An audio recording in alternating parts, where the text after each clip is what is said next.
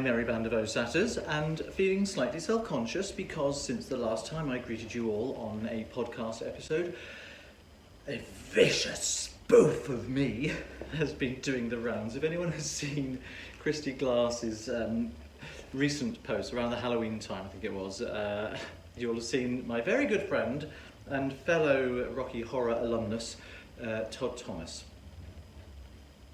pretending to be me. Thank you, Todd. Well, my merry band of O-Satters, I'm very calm and sedate, and I'm welcoming you to this, the something, it's going to be one of those days, isn't it? The somethingth episode of the Sockmatician podcast. My name is Nathan Taylor, for those of you who may not know yet. If you are new, then buckle up, it's going to be a bumpy ride. And you can find me as Sockmatician all over the internet, on Ravelry, Instagram, Twitter, and here on YouTube, as well as at www.sockmatician.com. So, this one could be a bit of a lengthy one. I'm not gonna sugarcoat it. It's just that it's been quite a while since I've had the chance to do this, and there's lots of reasons for that. So listen, why don't I go straight into the roundup? Today is the 12th of December. This is most likely, I can almost guarantee it, going to be the last podcast of the year. And what a year it's been. If only I had registered for a credit card at the start of this year which offered air miles, I think I would probably be allowed to buy my own jumbo jet by now. I've been one of the luckiest people on the planet to be able to visit dear Judy some amazing places, and all in the name of our fair craft of knitting, which has been so much fun. Meeting wonderful people along the way, having extraordinary experiences, and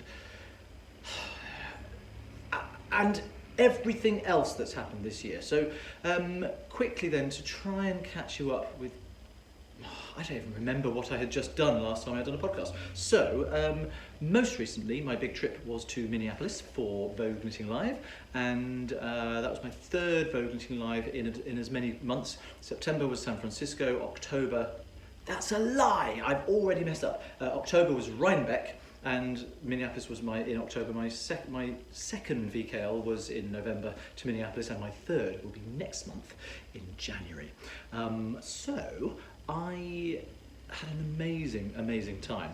I debuted some new classes at Minneapolis, which was really exciting. I did the first proper knit nerdism class, and the first proper double knitted lace class, and the first proper one pass brioche class. Now, I'm not going to lie, because I don't like lying to people. I don't like saying things which they can trace back as being blatantly untrue, but the actual first one pass brioche class was, golly, it was one of the very first classes I ever taught when I only just started doing knitting classes at all, and it was at Wild and Woolly, hello Anna, in Lower Clapton Road, which is a lovely yarn shop, one of my absolute favourites. And it was a very small group. It was about, I think there were 5 students. The workshop space only holds 6 plus teacher. I think we had 5 that day. It didn't go so well. I didn't know my teaching style back then. I didn't really know very much about one pass brioche. I'd only just sort of worked out how it could be done, and I'd knitted a couple of things. It was a disaster. Since then, I've really honed and developed my teaching persona as well as anything else, and I've made sure that I understand enough so I can not just say, here's what you do, but I can actually answer questions on it as well. You've got to be able to know enough around the subject to be able to teach it. A very good friend of mine once said, oh, you only have to be 1 page ahead of them in the textbook. It's like, no, I don't think that's true. I really don't think that's true, because then you're going to get caught out, and then you're going to look like an idiot. I was a little bit nervous of debuting new classes, because people have said to me in the past, would you teach a brioche class, standard brioche? And I was like, no, I can do it, but I wouldn't feel comfortable sharing the information to say to, if someone said, well, what about when you do this? Why do you have to do that? I was like, I don't know. That's not really what it's all about. Now, the second one pass brioche class in Minneapolis was much more successful.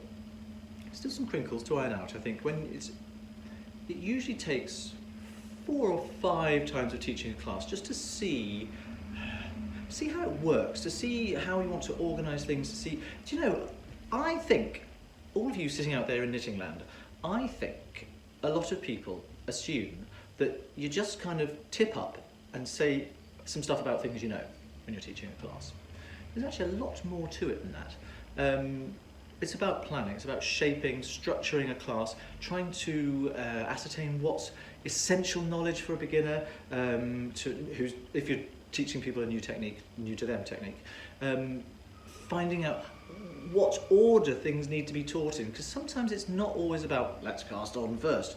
Sometimes it's about a sort of background knowledge as well, which will help people with what comes later in the class, and it might not necessarily be in the most intuitive order you think, and it might not be all the things you think you need to know. There may be some other things that as you get to it you go, oh, I didn't teach that and this doesn't make any sense. I'm waffling, but you know what I mean. There's a lot of thought that goes into it, and it's only when you get it in front of people, because I know what's going on in here most of the time.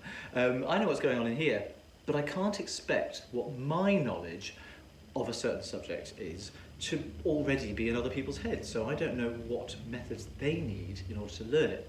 Of course, everyone's different and you can never know, but you get a sense of overall what works well in a class. When I'm doing the demystifying double knitting class, for example, it's pretty much scripted now. For anybody who hasn't done it yet, don't let that put you off. Anyone who has done it, I'm still telling the same jokes.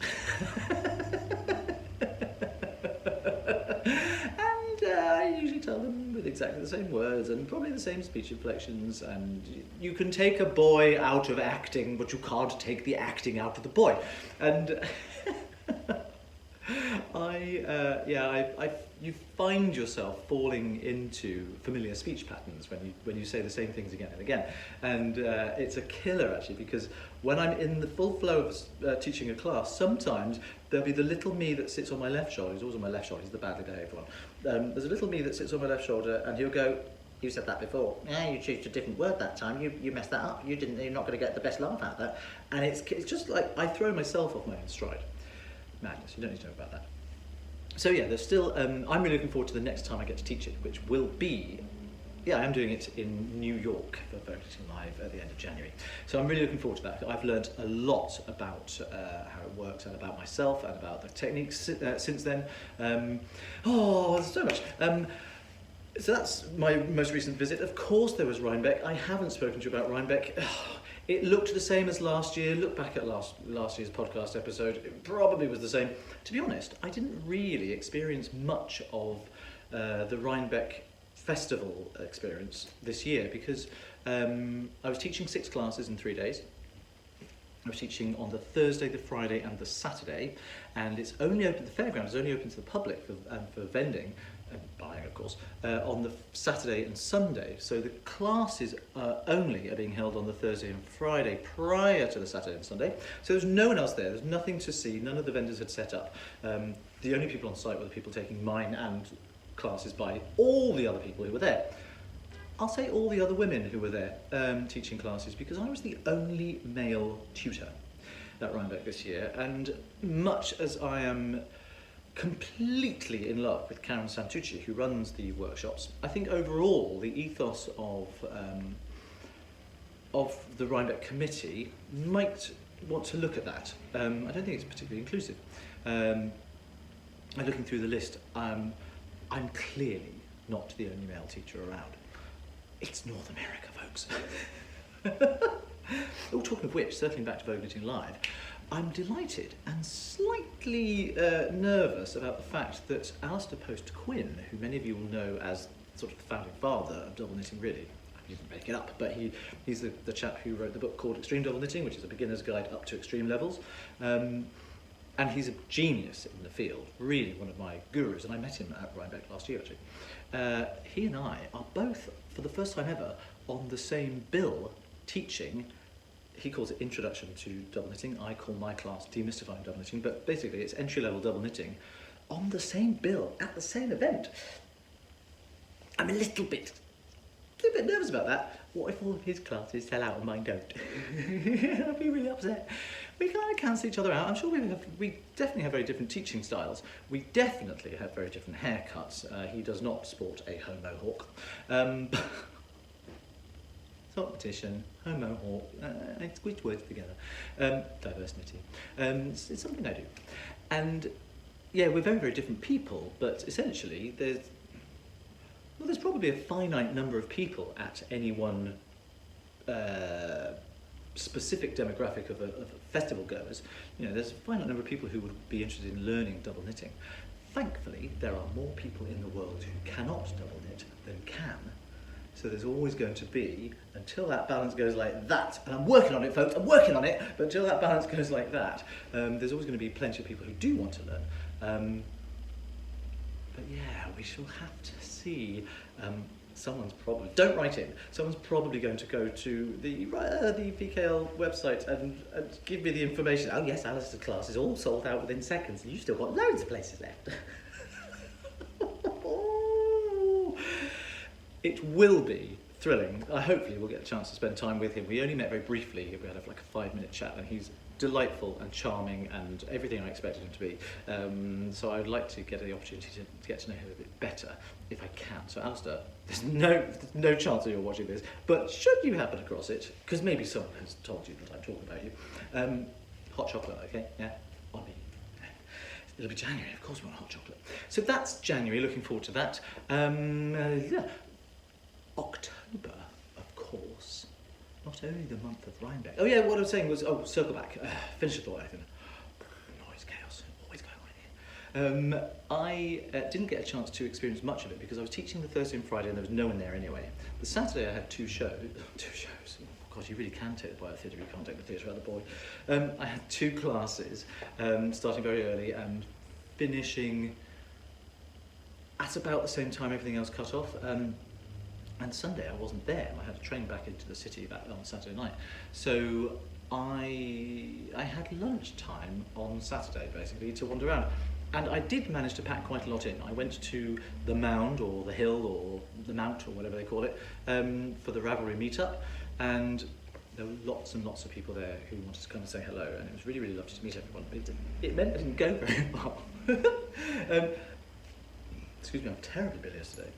It meant that I basically stood on one spot and I was trying to get over there and I had to sort of get 2 steps and chat to somebody else and take a photograph of someone. It was so lovely that people wanted to come say hello. Genuinely, I'm never ever going to say please don't do it. If I'm in a hurry to get anywhere, at some point, I'll apologise now if ever I seem like I can't be bothered to talk to you. It's really not the case. It's only because I've got pressing matters and I know that if I don't power through a group, sometimes I'll be hanging around for a long time. But I did get a chance to meet up with Deb. Deb McDonald, who runs Deb and Janine run Skein Sisters in Australia and Sydney, and that's who hosted my classes when I was over there in, September. And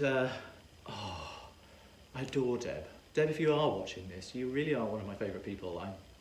I miss you, and I really, really feel that. Deb was so wonderful to me and so welcoming and so helpful when I lost my passport, in Sydney and had to organise extra accommodation, different flights, meetings with the consulate and the embassy and all that nonsense, which was all hideous back then, but just love her.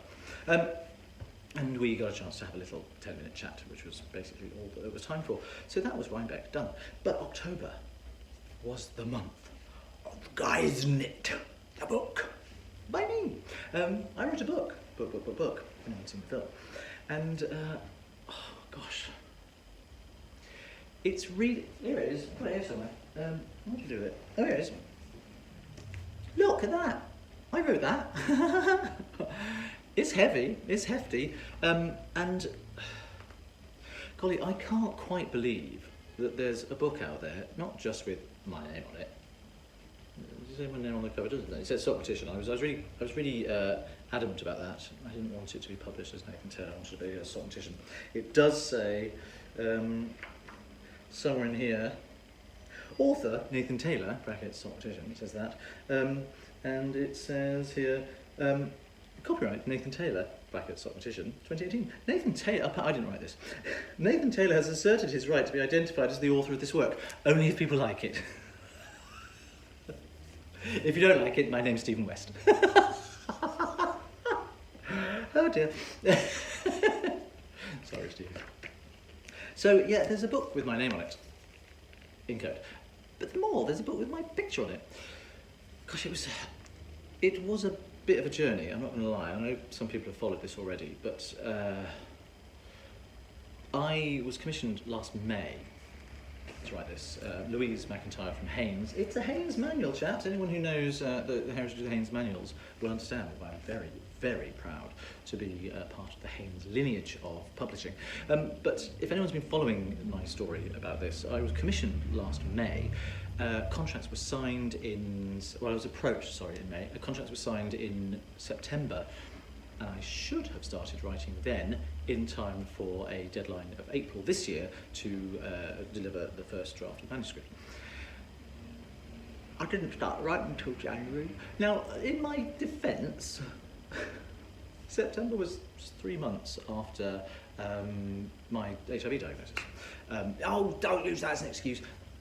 It's not something I felt at the time. I just didn't have the headspace for it. I couldn't sit down and just clear my thoughts enough to go, right, what do I want my book to be? I'm sort of glad I didn't, because it was a much more condensed writing period, which meant that I think it's more cohesive as a piece, because it wasn't like almost a year between the first bit I wrote and the last bit. Revision is notwithstanding. But I'm not going to blame any of this on my HIV diagnosis, but I know that that was a factor in me not being in the right place to be able to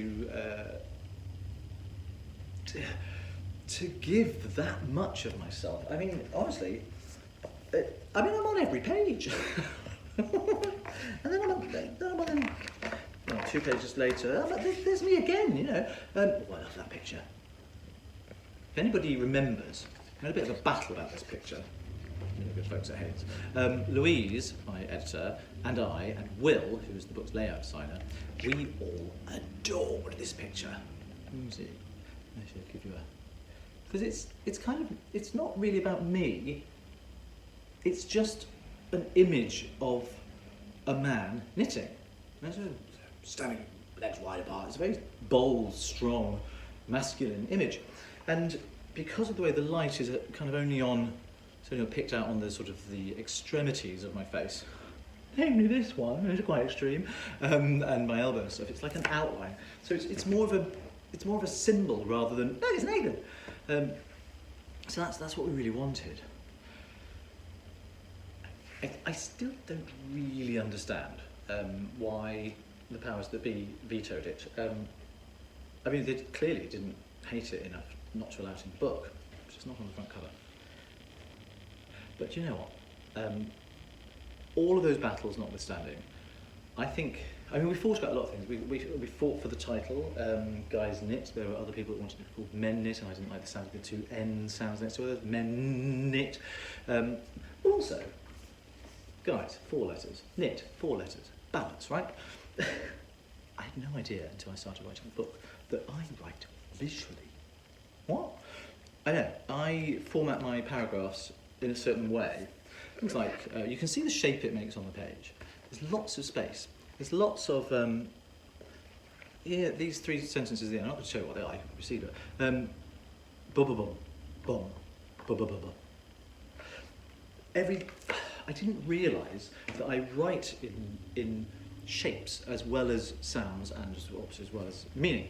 And I only knew that when I submitted my manuscript, and Beth, who was the copy editor on the book, reformatted everything with the paragraphs done not the way I do, with a full line space between paragraphs and no first line indentation, but apparently the Haynes house style is to not have any line breaks, obviously next line, but not miss a line break, and yes, to indent the style, indent the first page, and it looked so different. And because of things like that, very short paragraphs with just a few words in it each, it meant there were some very funny shapes, like big notches taken out of the side of the page if I'd used several paragraphs that were short like that in a row. And it didn't have the weight, and the words didn't have the space. I looked at it and I thought, it's kind of not my writing anymore. Even though it's the same words, it doesn't have the impact because you're looking at something rather than hearing it. So if I'm talking, I'm using lots of emphasis. I'm using loads of range, and I'm using all different kinds of like statements and pauses and space in a book is kind of like that pause. You give something space so it can land. I didn't realise I was doing it. And I said, I don't think I would have chosen some of those words if I'd known it was going to be set out like that. I'd have been referencing a very different visual landscape. Oh. Thankfully, Louise said, the Haynes style sheet, it's been around for 50 years or so. Let Nathan do the way he pleases. I think I'm an Oxford comma boy as well, or serial comma, not going to get into that, grammar rant for another time. But I already talked about the grammar rant in the grammar rant section on this podcast about that, the Oxford comma, and I'm a proponent of it. Some people are not, and it's not in the Haynes style. So Beth had taken out all my Oxford commas. And I said, that's going to be a bit of a problem because I'm publicly on record as someone who supports it. So to then write a book which doesn't have it in it would be kind of weird. It was a fascinating process to have all these sort of different negotiations and coming up with something that we're all really, really happy with. It's me again. Very, very delighted that we've used the Sockmatician font for all of the headings on all the chapters and all of the subheadings. See a page with lots of them. What else? Other steps. So things like this. So everywhere it says step, whatever that is, step 3, step 2, things like that. It's all in the Stockman font, designed, of course. That's me. You'll notice a lot of pictures of me knitting a red scarf. These photographs were all taken for the front cover, knitting a red scarf. When we thought it was going to be that photograph, knitting a red scarf.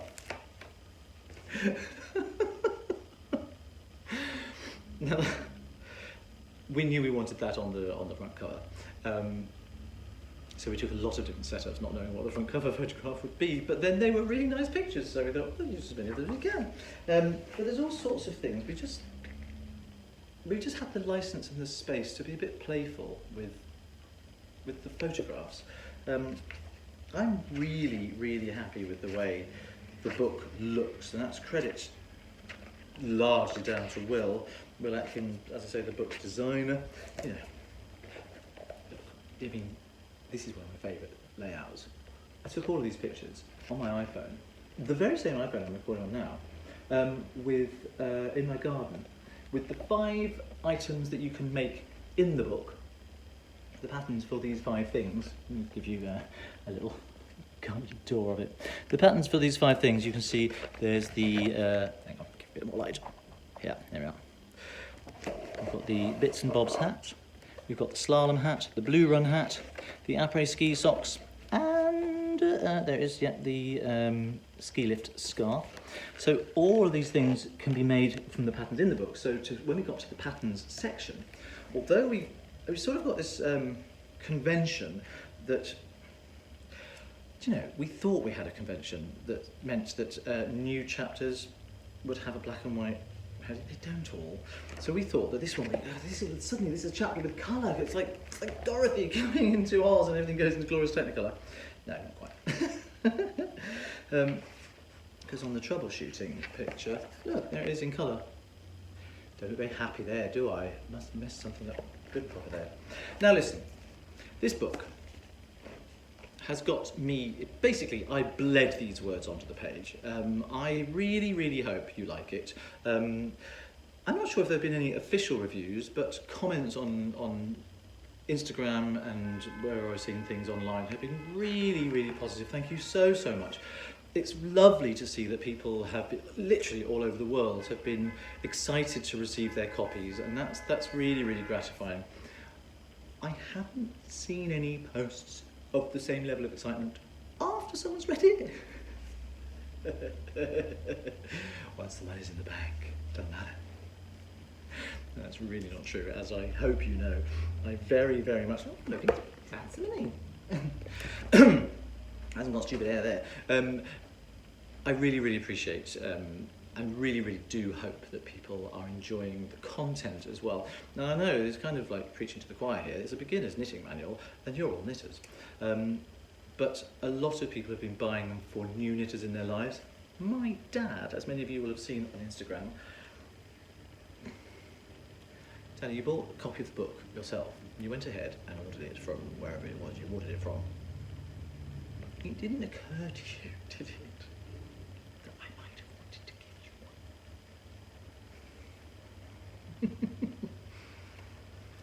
one? Anyway, I'm glad you did go ahead because you've taught yourself how to knit. My dad has taught himself how to knit from this book, proving there's no dog too old to learn a new trick. I'm sure you won't mind me saying, you won't mind, will you? My dad's 74 and has learnt to knit in the last couple of months since this book has come out. My stepmother knits, so we've got Sock my daddy, Sock my sister.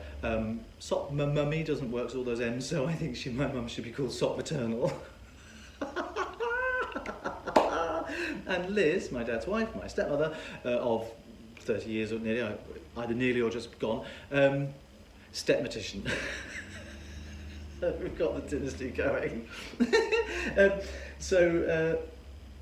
Yeah, Liz can already knit and has been helping my dad out, but he's learned everything from here, and he's knitted himself a scarf. It's a gosh stitch scarf. It's got fringing on the end, and he's changed colour and done some like random stripes. It's brilliant. I can show you. I've got a photograph. I know he won't mind. Here's the photo. Isn't it brilliant?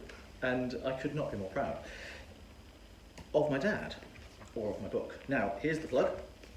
Some of you will know this already. I have recently revamped Sockmatician.com, and I have opened up the Sockma shop. I'm just going to run that one. And you can buy the Sockma book. You can purchase the book. Now, I know, being quite honest and frank with you all, because you deserve nothing less, I know I can't compete with Amazon price. But shop small, if you don't mind.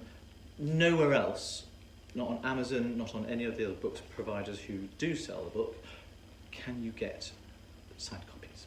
So if that's something you might like, that's something I'm offering from my website. No extra charge except the cost of the book. Now the book is retailing on here, it says £22.99. For me it's just £22, couldn't be bothered with all the change. And but shipping. So I do have to I don't own these books, by the way. I have to buy these books from Haynes so that I can sell them on to you. So my profit margin is kind of tiny. If I were paying free shipping for everybody, unfortunately, I'm not Amazon and I can't do that. So yes, you can get it cheaper elsewhere, but you can't get the personal touch. You buy it from me, you know it's been handled by these fair hands that knit all the things you see around you, except this. Thank you, James. I didn't knit that, it's a gift. And I've touched it.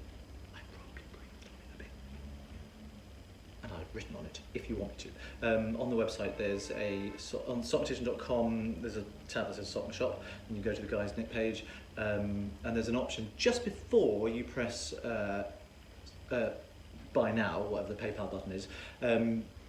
There's a box there that says recipient's name for signing. If you don't want it signed, leave that blank. If you do want to say, do you have a nickname? Because obviously people's PayPal accounts are usually under their official full name. If you want it to be, if you're Amanda but everyone calls you Mandy, for example, you can say Mandy, and I'll know that and I'll put a little message in for you. So that's the only place you can do that. It's the only way I can compete with Amazon, and it's the only way I'll make any money out of it. Also in the Sockman shop, you can buy these. I'll get the plug out of the way first, and then we'll get on with the good stuff. These are the Stockman Badges. That's really too bright now. While I'm up close. Look, there's actually a white one as well, version of this one. So all based on the fabulous logo designed by Julie Nelson-Rhodes, who did the logo that's the font. I made the font, but she designed the logo for it. So here's the Sockmatician, where is it? There you go. Sockmatician logo. The other one is exactly the same as that, so it's just white enamel rather than black. Or you've got the green sock version there, and I have to say the green sock version is flying out the door in vast numbers. I got quite a few made, so there's no shortage of them yet. It's just really interesting to see. I think this is the fun one and this is the classy one, so, you know, depending on what type of person you are. But I thought it would be quite balanced between the two. Everyone's green socks. I'm the only place in the world to buy those from. Can't buy those on Amazon. I mean, I say that, somebody may have bought one from me and decide they no longer want to wear such branded content, and they may decide to sell it on eBay or something like that. So I can't say, I'm the only official place in the world selling them, because they're mine. And I love them, and thank you, Julie, for your fabulous design, which was again done in 2018. 2018 has been a weird, wonderful year. Not only that, I have my own range of yarn. Many of you know this already, so I'm not going to go into the whole details. Do I have the whole set here? It's in that suitcase. Bear with me one sec. Sorry about that, didn't plan that very well. I thought it was all. I've got such a pile of yarn here, which I'm going to show you in a second. Actually, I won't show you now. Excuse me while I try and not get the camera off its perch. That is what. Oh my lord! That here is what I'm hoping to get through when talking about stash enhancement. I know it's kind of preposterous. That's everything I've accrued since heading out to. That's everything I've accrued in terms of what I've purchased and what I've been given, mostly as gifts, since leaving for New Zealand in mid-August. So that's New Zealand and Australia and San Francisco, Rhinebeck in October, and Minneapolis. From those trips alone, most of this is new, but I didn't get a chance to show it to you before because I got given so much while I was away on the big trip. I couldn't carry it all home. So Deb, the wonderful Deb McDonald from Skein Scissors, kindly said that she would pack it all up and ship it off for me. I paid her. Otherwise that's a big, big favour. But she did all the work. I just said, here's a bag of yarn. And it's only recently arrived. I say recently, about a month ago. But I haven't been able to sort of separate it out or put it into stash in any meaningful way because I wanted to show you. And there's a lot of it. Now listen, I may not get it all right in terms of who gave me what, where and when, but I can certainly show you what I've got. Anyway, so the yarn, that's what I'm talking about. This is my set of the Sockmatician Edition yarn. It hasn't even been out the bag. This is what Marie Busky from Design Spun and Skeins in New Zealand, who make the yarn and sell it to me so I can sell it. Yeah. This is this is the packet she handed to me when I first met her. We felt like we'd known each other for years because we'd been Skyping for 6 months at all hours of the night because she's New Zealand, I'm the UK. It was like either early morning for me and late night for her or vice versa. But this is the one she gave me. And I cried. I cried because, I've already talked about this before, but the story is very personal to me. I designed that range based on, all the names are prominent LGBT activists throughout history and important HIV activists and innovators. And a few personal ones as well. Oh, go on then, very, very quickly. The red, well it's the colours of the Pride Rainbow flag, red, orange, yellow, green, blue, purple, but in very dark, muted tones, very deliberately to suggest that there's a dark undertone to the history here because the Pride Rainbow flag is the six-striped rainbow, and people have fought and died under that flag for equality and inclusion and representation, and that's really, really important. So I wanted to go for dark, brooding, muted versions of the colours. They're heathered. You can see there's quite a lot of tonality to these colours, even though it's very dark purple. Can you see a bit more? Oh, can you see that? It's more purple there. Quite rubbish, isn't it? Can't quite get the light on it without it reflecting horribly on the plastic. I'm not taking it out the bag. It's going to be too noisy, and I want to keep it in the bag. Yeah, they're all quite tonal there. And we've got the two neutrals as well, a light grey here, which is actually the natural undyed colour of the yarn itself. There you go. And the dark grey, it's not black, it's a very, very dark charcoal grey, which is a solid colour. There's hardly any heathering there at all. But the heathering on the 6 colours of the rainbow flag is to represent the diversity within the LGBT community. There's L, there's G, there's B, there's T, there's Q, there's I, there's A, there's all the other P, O, I can think of lots. I'm sorry if I haven't mentioned your particular initial. You're all part of my umbrella. But that's my point. There's so much diversity, not just within gender and sexuality identification, but also in terms of race and wealth and geography and all those things. So we're all there, lumped together, and that's what that is. The yarn is made from, well, the first batch, this is part of the first batch, is made from baby alpaca, merino, 5% nylon, a little bit of extra strength, and possum. Possum is the sort of the USP really of the yarn. It makes it unusual and makes it very soft and very warm. And the second batch, which is what Sam, my sister, and I are now selling in the Stockman shop on sockmatician.com, is slightly different blend because the fibres are recycled. Oh, I've talked about this before, go look it up. But slightly different blend, you never know quite what you're going to get, but it's still merino, black alpaca and the possum, but no nylon this time, so it's going to be softer but not necessarily quite as strong. But it's not a sock yarn, it's a sock weight yarn, but the colours are milk, Harvey milk, store-made Delavery. Delavery is a dark grey. Drag king who was clubbed over the head during the Stonewall uprising. I've learned not to call it the Stonewall riots. The Stonewall uprising, and she shouted at the crowd, "Why don't you guys do something?" And they did, they rioted, and we have gay rights movement as a result. We've got the red here is Montagnier. Luc Montagnier is the French scientist who first identified the HIV virus, very personal to my own story. Orange here is called Chapel. And Dr. Rupert Chapel, is my GP, and he is the gentleman who worked really, really hard last June to give me my diagnosis, work out what was wrong with me, and get me on the path to getting the care I need to stay alive. This is yellow. This yellow is Garland, for Judy Garland, and it was the night of her funeral, where the Stonewall uprising took place. Green is Featherstone, which is Lynn Featherstone, the Liberal Democrat, then MP, now peer, who is the architect and instigator of the Marriage Act, is it Bill? The Marriage Act 2013, no, Marriage Same-Sex Couples Act 2013 is its full title. The reason why my husband and I get married, she actually came to our wedding, lovely, and she wore dark green, she chose that colour as well. The blue is Bruton, which is named after Jane Bruton, who was the ward sister on the first ever, the world's first, I think, dedicated AIDS ward, the Broderick ward, which was opened in 1986 by Princess Diana.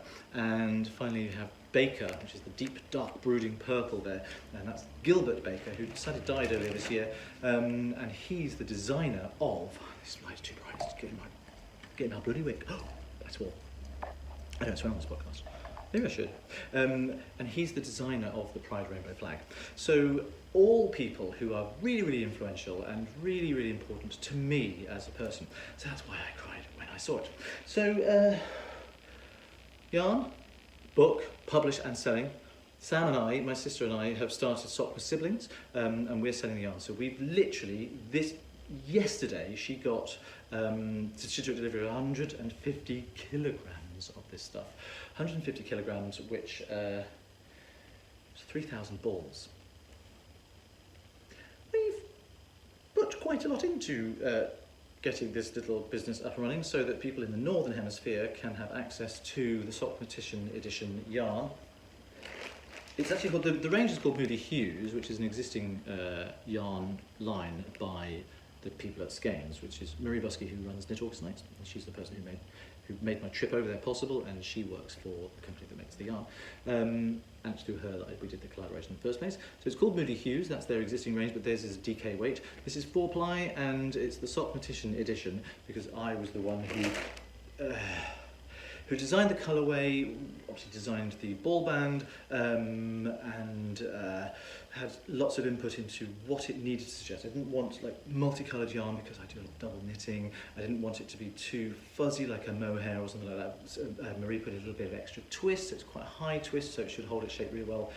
Stitch definition, it's not going to be great for cables necessarily. That's the drawback. It's really soft and squishy because of the alpaca content and the possum. It just goes, it'll relax. So it won't hold stitch definition well, but it will hold pattern really well in terms of colour work. And I've seen, I will show it. My good friend Jeff in Sydney posted this on Instagram, and this is made with the Sockmatician Edition yarn. That's the, all over is the baker, and the yellow is the garland, and the cream pop is actually the grey, and that's the milk. So you can see how it looks in colour work there. Lovely. At some point soon, I hope to actually knit with my own yarn. I haven't done it yet. That's not true. I've cast on about 5 rounds of a hat. Not very much. It's lovely. It feels gorgeous. Going hands. It's going to be very, very soft and warm and lovely. Anyway, enough of that. So 2018 has been the year of the book, the year of the yarn, the year of the badges, the year of the massive trips, the year of Stockman siblings, the year of the Stockman shop, the year of classes everywhere, the year of voguing live. Golly, when I look back and think about what this year has been, it's utterly extraordinary. Now, you know me, I'm all about positive living, clearly I actually positive. But there was a reference to the podcast episode last year, almost exactly a year ago, when I talked to everybody about my HIV status, and I called that episode Positive Living. You know I'm all about that. I like to be upbeat, and I like to inspire and infuse people to be happy, to be better, to be wealthy within themselves. And this is in no way a whinge, but you may have noticed the walls are not the same colour that they used to be. Things have been a little bit tempestuous and a little bit rough here at Taylor Till Towers, Sockmatician Towers, as it's often known. Ben and I are fine, by the way. Circumstances in our lives are changing, and no, we are fine. But our landlord's kicked us out. We've been living here for 13 years, and we were out of the blue. In fact, it was the day I flew home from Minneapolis. I woke up in Minneapolis to an email from my landlord saying, we are invoking your 2 months' notice as per the terms of our short terms agreement. We'll need you out by the 18th of January. What? It said there, you've been great tenants, you looked after the place really well, we'll give you great references. Because, I mean, let's be honest. If you're giving someone 2 months' notice, and it's end of November, December, and beginning of January, that's not really 2 months' worth of flat searching and even preparation and packing. It's Christmas or other holidays, and everything shuts for 2 weeks, so it's 6 weeks at best. But then nobody around Christmas is trying to move. Nobody's putting their flat up for rent because it's Christmas or other holidays. So it was a bit sneaky and a bit rude, and I'm not very happy about it. Anyway, a very good friend of ours has looked into the legality of our situation. We actually don't have to leave until end of June next year, so we do plan to stay. But the colours of the walls here, that's not paint. It's a sort of sickly pink at the moment. It's not paint, it's bare plaster. And do you know what? I'm going to show you the rest of it, because there's bare plaster everywhere in this place, even on the ceiling. You see that? No paint anywhere. The windows being the windows, but the ceiling has been replastered because of a decade's worth of water damage from a problem on the roof. You'll have seen my Instagram pictures of what's it called? When the roof was completely taken off, all the rafters there, and all my belongings open to the elements. Yeah, all the way around. It's just bare plaster as far as the eye can see. It's not particularly attractive. It's not a very nice way to live. But as our landlords didn't want us to stay here until July, they made it quite clear they won't be doing any more work in here. Nice, isn't it? 13 years we've lived here. I'm not bitter. I'll be better. Might be a bit of a bumpy ride between now and July, I think. So that's going on. We've lost our car as well. Yeah, the last week I had to scrap my car. I've had that for nearly 10 years. I love my little car. The clutch went. It was going to cost much more to get it fixed than it actually is worth. So there was a nice man, actually, a really nice guy called Pav, who wanted to buy it from me because obviously he's a car mechanic. He can fix it up for much less. There's not any labour charges for him. apart from his time. And he's going to, I thought he was going to be harvested for parts. I thought, try to scrap it. But actually he gave me a couple of £100 for the car. It's no good to me. And his wife who's learning to drive, he wants it a little run around for her. So I'm really glad to know actually that I love my little car. I actually shed a little tear when we drove away in Ben's parents' second car so we could go down. Oh, it's been a nightmare. Not to mention, for anybody who's wondering where their yarn is, who purchased it over the last 2 weeks, Sam and I have had Stockman siblings have had some horrible problems with Inland Revenue and Customs and HMRC and all that import shipping nonsense.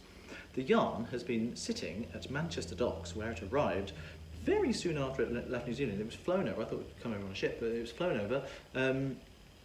I think within less than 48 hours after leaving Marie's hands, it was at Manchester docks, and we couldn't get it. The reason we couldn't get it is because we had to apply as a new business for an EORI number, E-O-R-I, what it stands for. I don't know. European something, I don't know. And it's, without it, you're not allowed to import goods for sale. We weren't able to get it. We applied for it and we were told it would take 2-3 days. My sister, who is an accountant, it was very, very useful to have as a business partner, she knows about this stuff, and she was saying, well, yeah, so we can't apply for it until they've started to ship it because we need to know a certain code of, I don't know. Anyway, it was one of those situations where everything had to be put in place before anything else could be put in place. You can't have this bit organised because it relies on this bit, but you can't have this bit organised because it relies on this bit, but this third bit relies on the first bit being a vicious circle. What's this? It's a vicious circle. So we had to wait until we had this code. We applied for the EORI number, and there's nothing. Sam was making 6 phone calls every day to be told there's no external number for this department because it's all the government, civil servants, you know, they're closed shop, they like to close ranks around each other. At one point she was told, no, can't get through to the excise department. I think the internal number might have changed since I last started. No, I haven't got it. Well, there's no external number, so how are we supposed to... It's preposterous. So we did find out that the hold-up was to do with my national insurance number. You might not know this, but my name's not actually Nathan Taylor. It is Nathan, it's not Taylor. It's my professional name. I chose it as an actor, and I've worked under that name ever since. But my real full name is Nathan John Gaitch, G-A-I-T-C-H. And it turns out, I have no idea how this has happened, but we applied for the EORI number, and we had to give, as the partners in the business, we had to give all of our details so they could prove for smuggling and money laundering purposes. Be more lucrative, I tell you, and a lot less stress. You have to have all your details. So Sam gave her national insurance number, I gave mine, Nathan John Gaitch, my national insurance number, J blah blah blah blah, and Sam gave hers. It was rejected on the grounds that Nathan John Gaitch is not the name that is attached to that NI number. That's what it's got to be. It's my name. It's my number. I've had it since I was 16. No, it's been changed, and although people they can't actually give this information over the telephone, I had to, not much acting required. I had a bit of a breakdown on the telephone. Sam had been trying for ages. I said, give me the number. I'll see what I can do. She said, you won't get through, I said, I've got my ways. And then rather than shout to people, I burst into tears. I said, I've got tens of thousands of pounds worth of stock and it's spoiling at the docks. If we don't get this number, it's been there for a week and a half. If we don't get this number, we face bankruptcy. And please, I don't know what to do. And it worked. Genuinely, it wasn't very pretend. I wasn't really... I might have been laying it on a little bit thick, but they finally said, you need to reapply for the EORI number with the correct details. I said, well, what are the details? I said, can't you just listen to me? I said, I am Nathan Taylor. I am Nathan John Gaitch. I've got them both on my passport, so I can prove to you, I can photograph it now and send it to you. What do you need? She said, we need an application with the correct details on it to start with. which is not what they had told us a week before, when they told us that there was a problem with the name in the first place. We said, oh, now it's been cleared up. Now you know it's Nathan Taylor. Somehow Nathan Taylor is the name on my NI number. So I had to phone the NI people and clarify this. Of course, they won't clarify anything. I said, but so it's my stage name. She said, well, I can only tell you if you were to apply under what you are telling me is your stage name, everything will be fine. She kind of like, she worded it in a way that she wasn't giving anything away, but I said, so it's definitely my Nathan Taylor. She said, Nathan Taylor is your stage name. You need to apply under your stage name. She went, not linking the two things together. Sam sent the application back, the new application in. The EOA number arrived the very next day. It cost us hundreds of pounds in storage every day, racked up more and more charges because Manchester Docks pay for the space. We have to pay Manchester Docks for the space. It's been a bit of a nightmare and it's been a little bit stressful. However, it's now, yesterday Sam got delivery of 150 kilograms and she's working through a little bit more things, so I can't do it, I can't physically pack it. I really wish I could help. But she's getting all the international orders will be done by Thursday and out the door, which is the last post of Christmas, which is great. And any UK orders have another couple of days grace. So she's prioritising the international orders first of all. If you've been waiting for your Sockmatician Edition yarn and you in the UK, it's just a few more days. It is all underway. That sentence fell apart. Whips, and I'm going to talk about it. I'll talk about it a little bit. I am really still enjoying, I know this has been on the, so bored of seeing this I'm sure, the double knitted lace scarf made from the Volmizer yarn. It's now quite long. It's not long enough yet, I don't think, but it is getting there. It's there. It's probably 4.5 feet long if I stick it on the, you can't see the top of this, but I'll put it on my, I've got the end dangling on the floor and I'm now holding it to myself so you can see how long it is. I'm 6 feet tall, so it's probably a little under 5 feet long at the moment. And oh, I love it. I still love knitting this scarf. I do a couple of rows on the tube journey. Here it is. I don't normally block my double knitting. I will block this one because I think it's worth opening up to see the yarn overs. You know what, I'm just going to do something a little bit unorthodox if I can and try and swing this light around into the camera because I want you to be able to see through it. Look at that, you can see how lacy it is, right? So that's what I want to open up. And if I bring that one right, there you go. I want to open it all up so you can see exactly what all those yarn overs look like in the, I love it. So that's the plan with that. Obviously being double knitted, it is reversible. So you've got the blue leaves on the brown side, the brown leaves on the blue side. A lot of people think this is brioche. It's not. They only think that, no, I know why they think that. They think it because it's all in columns and it has sort of a kind of like a rib effect. If you do open it out, you can see with all those yarn over it, it's very much not brioche. It is not a brioche texture at all. Hi. Don't know why I did that. Because I'm mad. But it is so therapeutic.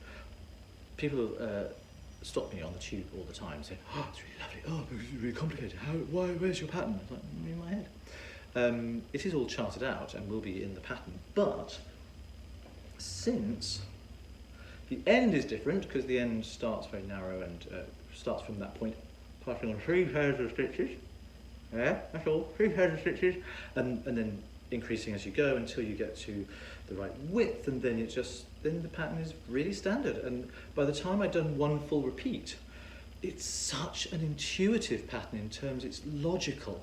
What do I mean by that? I mean, every stitch, apart from some of the yarn overs where you're starting a new column of stitches, but every stitch that's worked into another stitch is worked with the same colour as the stitch below it. So you can see here, all of these columns are blue. There's no brown stitches on top of these blue stitches. There's no blue stitch on top of this column of centre double decreases there. Centre double decreases eyelets. Oh, look at the texture of that. Oh, yummy.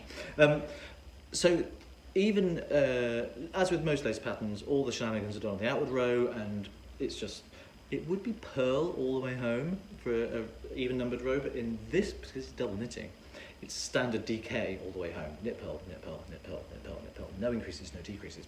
But of course you're paying attention to the colour. You don't have to pay attention to the colour, you just have to look at the stitch below you. So all the way home, you just, if I see a brown stitch, I'll knit into it with the brown. If I see a blue stitch, I'll purl into it with the blue, or whatever stitch you're doing. Easy peasy.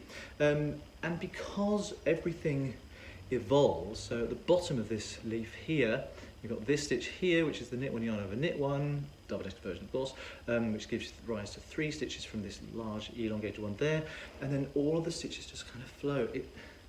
It takes care of itself. So as long as you're alert enough to see what you're knitting into and see where you are in the row, you know exactly what's going on. So people get very, very confused when they see complicated knitting. He's not working with a pattern, he's doing it on the tube, he's doing it while walking from platform to platform. Yeah, because it's actually really easy. And besides, I've done quite a lot of it by now. It's going to be lovely. It really is going to be kind of divine. I don't know. Oh gosh, that's horribly bright, isn't it? I don't know if it would be possible to love this more than I do already. It's so lovely and squishy and soft. It's made with the Volmizer yarn, and again, one of the things that people are always astonished by is really, really fine yarn. Fingering weight yarn, but Volmizer is kind of a light fingering weight, and yet there's such squish. It's lace. Lace is all decreases, it's stacking stitches on top of each other. In many cases, 3 stitches in a stack, because the double decreases, loads of them. And double knitting. That's 3 plus 3, 6. Oh, it's squidgy. I love it. So that's on the needles, as perennially on the needles. I don't think I'll finish it this year. The pattern will be out soon. The pattern's going to be easy to write up, actually. There you go. Well, will it be? The actual doing of the pattern is easy to write up. You'll be saying to yourself, once you've learned how to do these techniques, a right leaning single decrease in double knitting, a left leaning single decrease in double knitting, a centre double decrease in double knitting, a right leaning double decrease with the centre stitch to the back rather than the front, the knit one yarn over increase, and 2 different types of yarn over itself. Once you've learnt those techniques, and I've explained those in tutorials, then you just follow the chart. And the chart pretty much will look like any other lace chart with the same recognisable lace symbols all over it. But it's got some colour on it. And because it's double knitted, ain't no wrong side. Love it, love it, love it, love it, love it. What else am I working on? Oh gosh, other things that you've seen before, but this was in my bag of stuff that came back over from Australia, so I haven't knitted this for a while. These socks. It's not a design pair, they're actually sort of loosely based on my hubristically titled pattern, the best self-striping socks in the world. The best self-striping rib socks in the world. That's the name of the pattern. Catchy, isn't it? Yeah, so it's got all sort of little techniques for making no blips in the stripes, in the rib. It's ribbed all the way down the lace, quite a nice long sock, and then you've got standard heel gusset. It's got eye partridge heel, but it's an upside down eye partridge heel for reasons that are all explained in the pattern. Check out that pattern, by the way, if you haven't come across it. My recipe Sockmatician's toe-ups is far and away outsells anything else I've ever designed, but that's just it's a recipe rather than a pattern for a toe-up sock with a heel flap and gusset, actually. It's basically the Sockmatician's toe-ups. For anyone who is new to this podcast and doesn't know, I like cuff-down socks. Everyone thinks I'm a toe-up man because of that pattern, but I actually like cuff-down construction because I like the fit and the shape of a traditional heel flap and gusset. Gusset there. It works really well for my shape of foot. So I wanted to be able to reverse engineer that so that you could knit that, but in that direction, and have exactly the same. So I don't think I've got, no, I haven't got it to hand, but they look like that. They look very much like that. There's a few crazy things that have to go on while you're knitting them, because you don't knit a heel flap, you're still in the round when you're doing toe up, and you're just sort of decreasing rather than picking up stitches down the side of it. It all makes sense when you get there. But you can put any stitch pattern you like on it, you can knit it on any gauge you want with any size yarn or needles. In fact, a maker of clothes for collectors' dolls has asked me, I can't remember the name, has asked me if I would mind him putting up a pattern for a doll's sock based on the maths from the Sockmatician's toe-ups recipe. Amazing. It works. So I said to him, yeah, of course, absolutely, as long as you're not showing any of the formula aspect. If you're just doing, here's some numbers, don't show the formula, because it's the formula which is what makes the pattern work for me and what makes me money. It sounds so mercenary, doesn't it? But I got to eat. And so I said, no, if it's a static pattern, then by all means do, but please credit me. And actually, it's a real source of pride to know that I've said it'll work for any size foot, any needle gauge and yarn and knit. People say gauge is dictated by two things: yarn thickness and needle size. I add knitter to the mix, yarn needle knitter combo, and it works down to that. But the self-striping ribbed socks, on the other hand, are just a plain ribbed sock, but you get a bit more texture to that. There's loads and loads of tips and tricks in that one. Why don't I just retrospectively call this section From the Archive, because it's a published pattern it's been out for a couple of years now. There's loads and loads of tips. There's little tips on how to round off the edges of your Kitchener stitch there, so you don't get any pointy outy ears. Yes, of course, it's still a wedge-shaped toe, but you can see. Actually, that's probably a better side to show it on. Weird dimple on the other side just because of where it's falling. Look at that, really, really nice. No ears at all. Just lovely. So you imagine there's going to be a toe in there, kind of pushing it out a bit like that. So no ears. Eye of partridge toe to match the eye of partridge heel, but not only. And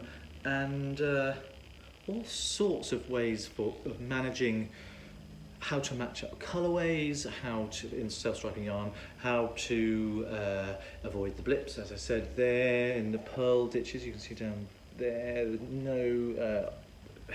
there's all sorts of tips in there, many of which are things that I've learned along the way, but a lot of the things I've worked out for myself.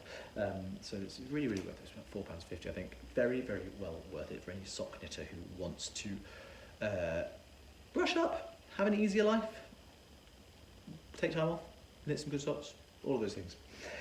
So that's that. Second sock, I had a good go on this the other night. It literally, I took it out the bag, I said, I must be sort of approaching the heel. I wonder if am I counting rows or am I just measuring or judging by eye?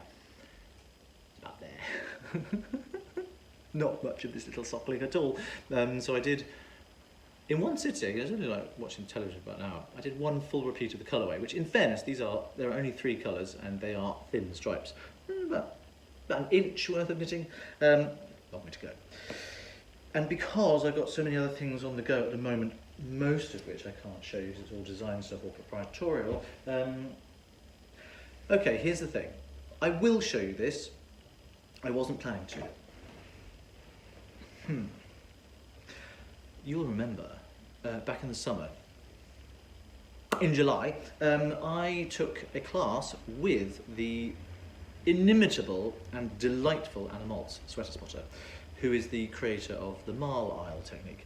And although marl isle is sort of garter stitch with 2 colours breaking into usually fair isle, which is where it gets its name from, marl isle, it's marling the 2 colours together, and fair isle marl isle, she's very good. I could immediately see how this would work very well for double knitting as well. So I was speaking to Anna after the class and I said, I mean, how does this work, Anna? Because obviously the technique is your invention, but I've got all sorts of ideas already for how I can combine it with double knitting and come up with some really, really exciting stuff, and I really want to give it a go. And she said something very wise. She just said, let me turn it back to you. She said, how would you like to be treated if the boot were on the other foot? I said I would be delighted that someone else were doing it, and I would just want credit given so that people were aware of where the inspiration came from. She said, then you know the answer. So that's what I'm going to do. Now, I don't think this pattern's perfect. I'm quite some way into it, actually. It's a scarf. I love it. I don't necessarily love the colours I've chosen, but that's not the issue here. There is something about the construction of part of the pattern, which I am going to show you in a sec, which means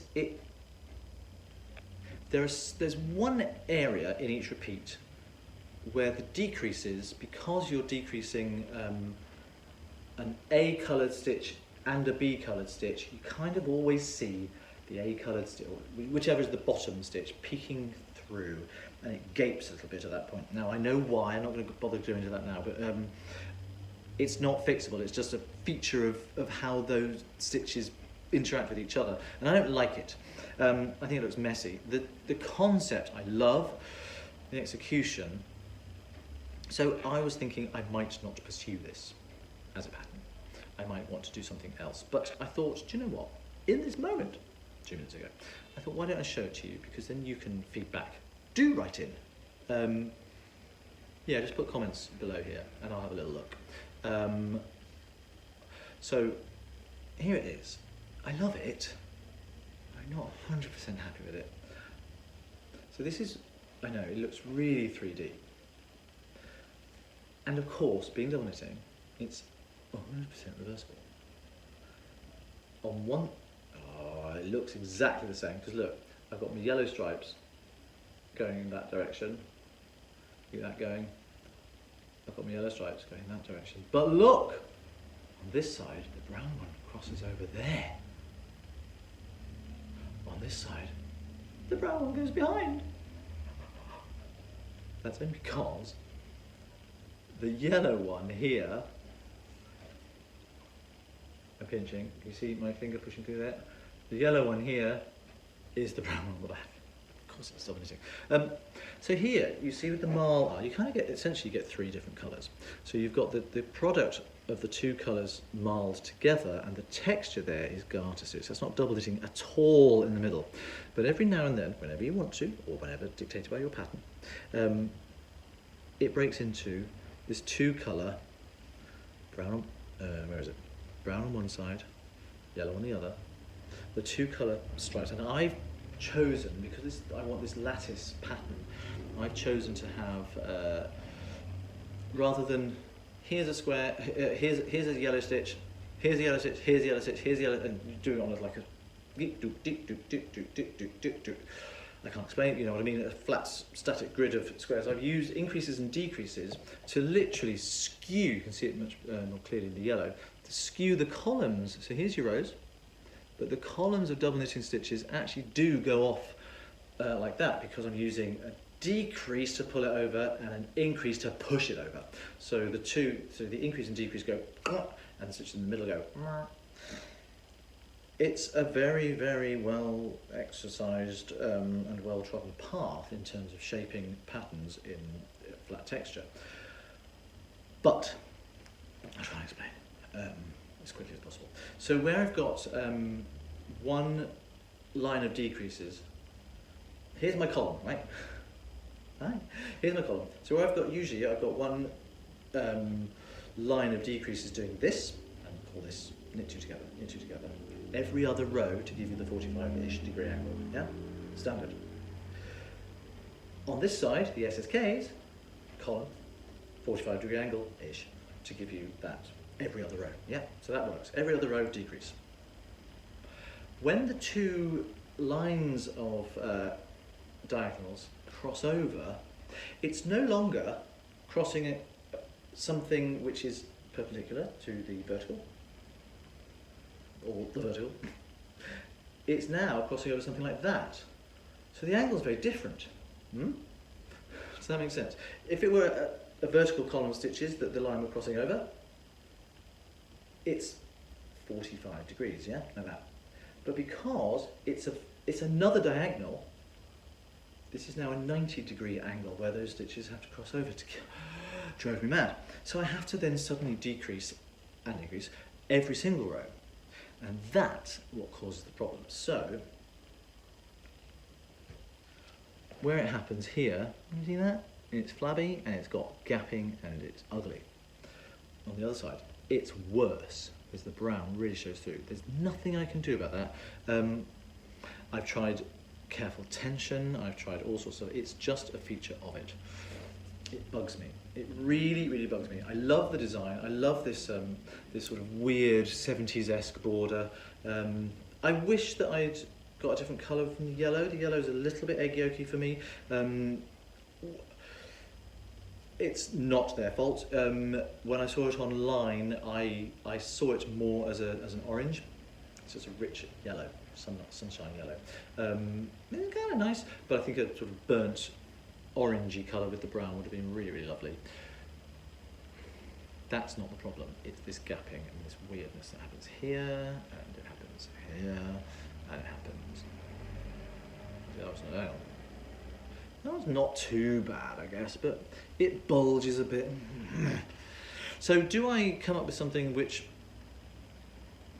echoes that, but doesn't necessarily do... I may have just come up with a solution, literally just now.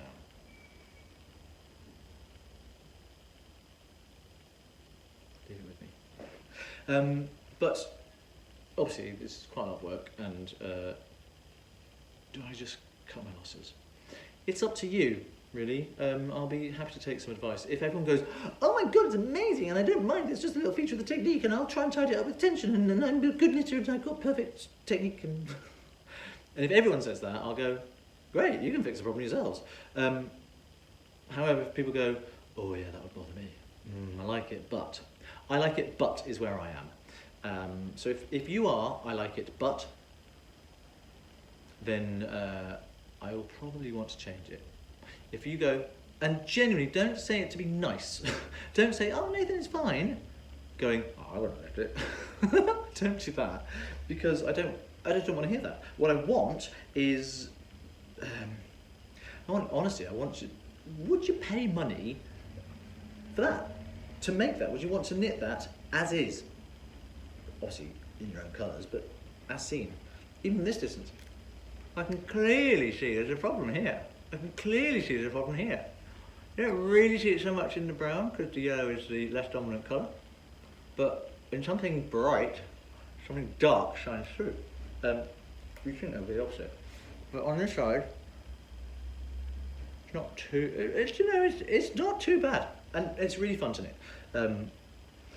I had to innovate some new types of decrease and how to transition from the marling into the DK and back again, and Anna's very happy with that. She likes it. I'm the same. I have my Strantarsia technique, which I came up with myself. Whether or not I'm the first, I don't know for sure. But I came up with it myself. But I certainly don't think it's a perfect or a finished technique. Talking of which, Pauline in Northern Ireland, who learnt my Strantarsia class only a few months ago, has made this cowl with it. Look at that, isn't that brilliant? Strantarsia, if you don't know, is a way of adding an isolated patch of stranded colourwork, specifically to something that's knitted in the round. So you don't want to be carrying floats all the way around if you only want a motif on the front of a cowl, or like a cowl, or front of a hat, or something like that, or the ankle of a sock. There's all sorts of ways you could use it, but she has really flown with it, and she's taken seemingly random place. I'm sure it's judged to balance, but not structured or standardised in her placement, and different colours as well, really highlighting the benefits of what Strantarsia can do for you. Anna's the same, and she loves the fact that there's innovation going on, that she's started a ball rolling and it's gathering speed. And that's great. Would you want to make it like this? Or would it bug you too? It bugs me. But that's a whip. What else have I got going on? I've also got something else on the needles which I'm not going to show you. It is just a swatch. It's another, it was another Marlisle inspired experiment, and it's one pass brioche and Marlisle incorporating some double knitting. really clanking. But that's just an experiment, and it's not good. It's just basically a test swatch where I was like trying lots of different stitch techniques and patterns and stuff to see what works. But actually, you'll have seen some of it. You'll have seen when the demonstrations on my Instagram feed of the one pass brioche for one yarn in each hand, both yarns over the left finger, both yarns over the right finger. What I can't seem to do is locate where it currently is. So bear with me a sec, because I will show you a little section of it, because there is something quite exciting I want to share with you. Well, this is embarrassing. I can't find it. Where would it be?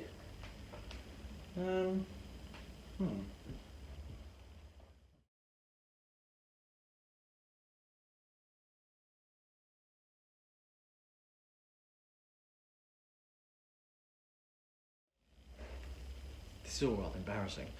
I've just spent 10 minutes since I stopped filming just now looking for this project, which I can't find anywhere. And then I realised this lovely banner here, which greeted me at Queenstown Airport in New Zealand, it's kind of heavy. And because this is leather, it's smooth and slippery, and that won't sit where I want it to. So I needed something in a hurry to weigh it down with. I used that project because I don't. It's really embarrassing. But I've literally hooked. This side. I've hooked a knitting needle through it. There's my circular needle. And at the other end of said knitting needle is the knitting I'm working on. So I'm not going to show you everything, but there is one still attached to this yarn. And the other side has got the next bit I want to talk about. I'm sorry, I have to say that now. Ridiculous. So, normally, in two-pass brioche, the standard way of doing brioche, people will be very familiar with the fact that it's not quite reversible. Where you've got lines of, usually columns of rib, where you've got decreases, for example, bringing two lines of rib to converge into one. On one side, you get that, where the two lines will meet each other. On the other side, there'll be a big old gap. It's not quite reversible. One-pass brioche can be, it doesn't have to be, but it can be. However, there's usually a blip because you'll have I'm using the same coloured yarn. In my head, I decided to stop working on the Marlisle scarf you've just seen. So I started using the yarn for something else. But if you like it, I'll go back to it. And in one-pass brioche, it's reversible, but still not perfect, I thought, because where you've got the same sort of problem really, where you've got two stitches of the same colour in a normal decrease, they just come together. But in brioche, the two stitches of the same colour come together, but between them is the yarn over of the opposite colour. So what you then get is a decrease that looks something like, I don't want to give too much away on this because it's proprietary stuff there. So actually that's not too bad, but can you see there's that yellow bar, not bar, but the yarn over there is kind of separating what would be the two brown things going there and there. They should come together nicely. And on the other side, it is exactly the same. That's the same spot. And clearly you can see there's that brown yarn cutting right across. Yeah, like that. So I was thinking it might be a little bit more labour intensive, but you can do it, and I've been doing so here. Some of these are not good. Some of these are. Here's one that didn't go so well. This was just an experiment. It's just a swatch, not a piece. But on this side, it's gorgeous. Perfect and flawless, but what I hadn't paid any attention to is what's going on the other side, and it went a bit wrong. However, this one, look at that. There's no, these yellow, this is what we're looking at here, this decrease right there. There's absolutely no yellow, so there's no brown interruption there, and on the other side of it, exactly the opposite, completely 100% reversible and beautiful. Gorgeous, flawless decreases. So that's what I'm playing with at the top. There's There's another one over there, which works very nicely, and it's backed by its partner there. No blips showing through. Other stuff looks a bit like that. So that's another whip.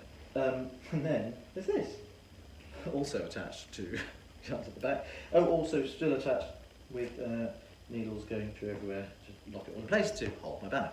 This is actually going to be the companion piece to the Slideways scarf, the grey and silver and gold double-knitted scarf with the chevroning things. You know what I mean?